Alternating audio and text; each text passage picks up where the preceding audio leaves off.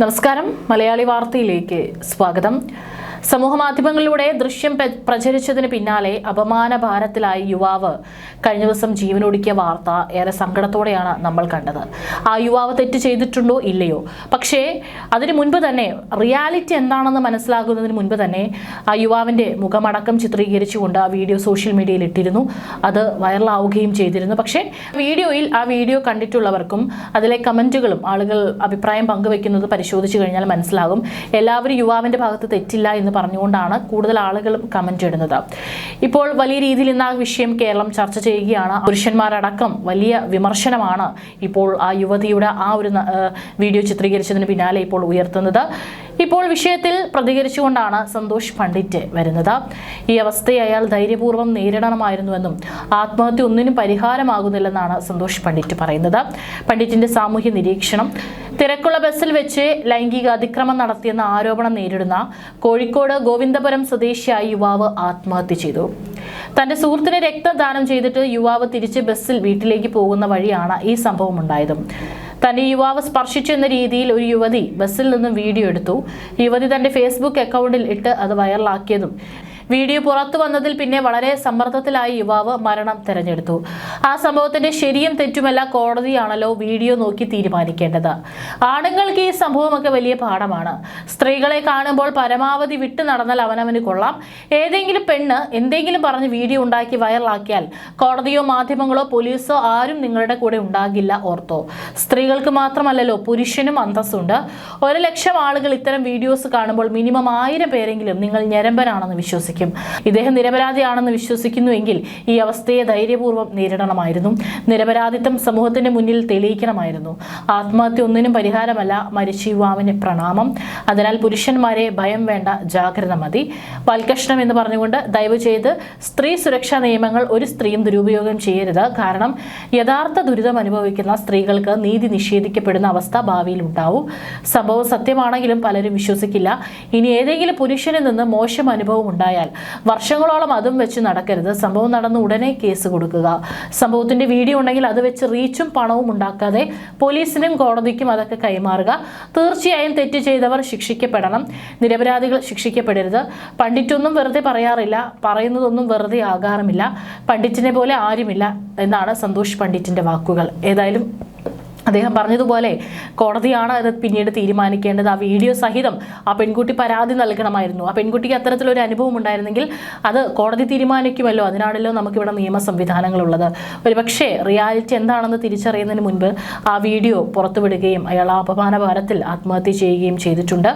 ഞായറാഴ്ച രാവിലെ ഗോവിന്ദപുരത്തെ വീട്ടിലാണ് തൂങ്ങി മരിച്ച നിലയിൽ കണ്ടെത്തിയത്. മനഃപൂർവ്വം തന്റെ ദുരുദ്ദേശത്തോടു കൂടി ശരീരത്തിൽ സ്പർശിച്ചെന്ന ആരോപണത്തിലാണ് യുവതി ആ ദൃശ്യങ്ങൾ പങ്കുവച്ചത്. നാട്ടിലും വീട്ടിലും ഇത്തരത്തിലൊന്നും ആരോപണം കേൾക്കാത്ത വ്യക്തിയായിരുന്നു ദീപക് എന്നും ഇവർ പറഞ്ഞു. അതേസമയം യുവതിക്കെതിരെ ആത്മഹത്യാ പ്രേരണ കുറ്റം ചുമത്തണമെന്നാവശ്യപ്പെട്ട് രാഹുൽ ഈശ്വർ സംസ്ഥാന പോലീസ് മേധാവിക്ക് പരാതി നൽകിയിട്ടുണ്ട്. ദൃശ്യം പ്രചരിച്ച സംഭവത്തെക്കുറിച്ച് വടകര പോലീസ് ദീപകിനോട് സംസാരിച്ചിരുന്നതായും സൂചനയുണ്ട്.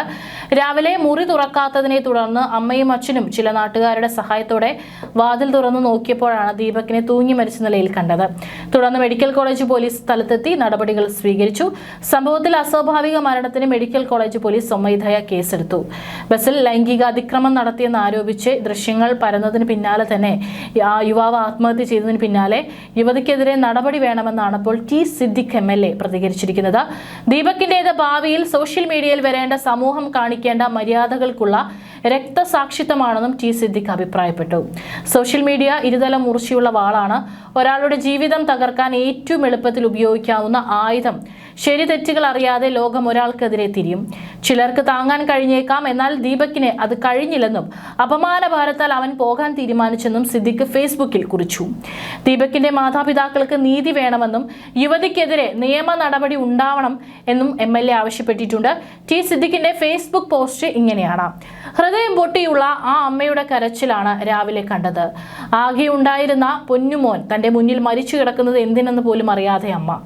എൻ്റെ മുത്തില്ലാതെ ഈ അമ്മയ്ക്ക് ജീവിക്കാൻ പറ്റില്ലെന്ന് എൻ്റെ വാവയ്ക്ക് അറിയില്ലേ? എന്തിനെ വാവ ഇത് ചെയ്തത്? എൻ്റെ കുട്ടിയുടെ മുഖമൊക്കെ മാറിപ്പോയല്ലോ. എന്തിന് പാവമായിട്ടാ ചെയ്തത്? എന്തിനു ആവേ ഇത് ചെയ്തത്? ആകെ ഒരു മകനേയുള്ളൂ.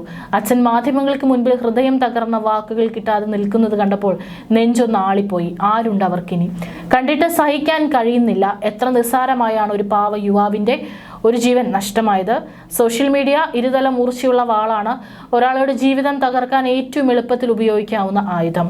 ശരിതെറ്റുകൾ അറിയാതെ ലോകം ഒരാൾക്കെതിരെ തിരിയും. ചിലർക്ക് താങ്ങാൻ കഴിഞ്ഞേക്കാം. എന്നാൽ ദീപകിന് അതിന് കഴിഞ്ഞില്ല. അപമാന ഭാരത്താൽ അവൻ പോകാൻ തീരുമാനിച്ചു. തകർത്തത് ഒരു കുടുംബത്തിന്റെ വലിയ പ്രതീക്ഷ തന്നെയായിരുന്നു. ഇനി വൈകുന്നേരങ്ങളിൽ മകൻ വരുന്നത് നോക്കിയിരിക്കാൻ അമ്മയ്ക്ക് കഴിയില്ല, അച്ഛന് കഴിയില്ല. ഒരു തണൽ മരമാണ് കൊഴിഞ്ഞു പോയത്. 40 വയസ്സായെങ്കിലും ആ അമ്മയ്ക്ക് അവൻ ഇന്നും അമ്മയുടെ കുട്ടിയാണ്. എന്തിനാണ് എൻ്റെ മകൻ ഇത് ചെയ്തതെന്ന് ആ പാവം അമ്മയ്ക്ക് ഇപ്പോഴും മനസ്സിലാകുന്നില്ല. അവനൊരു തെറ്റും ചെയ്യില്ല എന്ന് അമ്മയ്ക്ക് ഉറപ്പാണ്. ആ വീഡിയോ കണ്ട ലോകം വിലയിരുത്തിയതും അത് തന്നെയാണ്. ജീവിതത്തിന്റെ അവസാന കാലത്ത് താങ്ങാവേണ്ട മകൻ മുന്നിൽ അനക്കമില്ലാതെ കിടക്കുമ്പോൾ അവനൊപ്പം പോകാൻ ആഗ്രഹിക്കുന്ന ഒരു അമ്മയുടെ നിസ്സാഹമായ കരച്ചിൽ ഉള്ളുലയ്ക്കുന്നു. ആ അമ്മയ്ക്ക് നീതി വേണം. ആ നീതി നടപ്പിലാക്കണം. ആ സ്ത്രീക്കെതിരെ നിയമ നടപടികൾ ഉണ്ടാകണം. ആ അച്ഛൻ്റെയും അമ്മയുടെയും കണ്ണീരിന് ആര് സമാധാനം പറയും? ചെയ്യാത്ത കുറ്റത്തിന് ക്രൂശിക്കപ്പെട്ട് അപമാനം താങ്ങാനാവാതെ ദീപക് ജീവൻ ഒടുക്കിയപ്പോൾ സമൂഹം ചിലതൊക്കെ മാറ്റി ചിന്തിക്കേണ്ടിയിരിക്കുന്നു. ഇത്തരം പ്രവണതകൾ ഇല്ലാതാക്കാൻ സമൂഹം ഉണർന്ന് പ്രവർത്തിക്കണം. ദീപക് പോകാൻ തീരുമാനിച്ചതുകൊണ്ട് മാത്രമാണ് നമ്മൾ ഇത് ചർച്ച ചെയ്യുന്നത്. ദീപകിൻ്റേത് ഭാവിയിൽ സോഷ്യൽ മീഡിയയിൽ വരേണ്ട, സമൂഹം കാണിക്കേണ്ട മര്യാദകൾക്കുള്ള രക്തസാക്ഷിത്വമാണ്. ദീപകിന് നീതി ലഭിക്കണം. അതേസമയം ദീപകിന്റെ മരണത്തിൽ നിയമ നടപടിക്ക് ഒരുങ്ങുകയാണ് കുടുംബം. ദൃശ്യം പ്രചരിപ്പിച്ച യുവതിക്കെതിരെ പരാതി നൽകുമെന്ന് ദീപകിന്റെ പിതാവ് പറഞ്ഞു. മകന് നീതി ലഭിക്കണമെന്ന്, മകന് സംഭവിച്ചത് മറ്റൊരാൾക്കും സംഭവിക്കരുതെന്നുമാണ് പിതാവ് മാധ്യമങ്ങളിലൂടെ പ്രതികരിച്ചത്. ഞായറാഴ്ച രാവിലെയാണ് കോഴിക്കോട് ഗോവിന്ദപുരം സ്വദേശി ദീപക് ജീവൻ ഒടുക്കിയത്. ബസ്സിനുള്ളിൽ ദീപക് ലൈംഗിക അതിക്രമം നടത്തിയെന്നായിരുന്നു ദൃശ്യങ്ങൾ പ്രചരിപ്പിച്ച യുവതി ആരോപിച്ചത്. കോഴിക്കോട്ടെ വസ്ത്രവ്യാപാരശാലയിൽ പ്രവർത്തിക്കുന്ന ദീപക് കഴിഞ്ഞ വെള്ളിയാഴ്ച സ്ഥാപനവുമായി ബന്ധപ്പെട്ട ആവശ്യത്തിന് കണ്ണൂരിൽ പോയിരുന്നു. ഈ സമയം അപമര്യാദയായി പെരുമാറിയെന്ന് കാട്ടിയാണ് യുവതി വീഡിയോ പങ്കുവച്ചത്. അതിന് പിന്നാലെയാണ് ദീപക് അപമാന ഭാരത്താൽ ആത്മഹത്യ ചെയ്തത്.